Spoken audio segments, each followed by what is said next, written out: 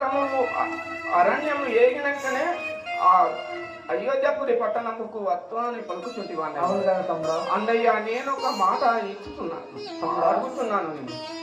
నువ్వు ఒకవేళ 14 సంవత్సరము అరణ్యవాసముకు ఒక్కరోజు వెనుక అయినా గాని నీ తమ్ముడు తలవగిలి చచ్చునుగాక అన్నయ్య.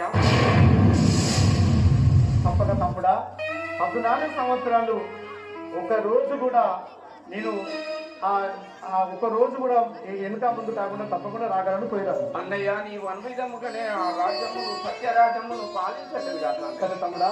చల్లగా వాటి క్షేమంగా పోయిరాము. దొరికెను దొరికెను దొరికెను నేటికి రామాని దర్శనము. దొరికెను దొరికెను దొరికెను నేటికి రామాని దర్శనము. దొరికెను దొరికెను దొరికెను నేటికి రామాని దర్శనము.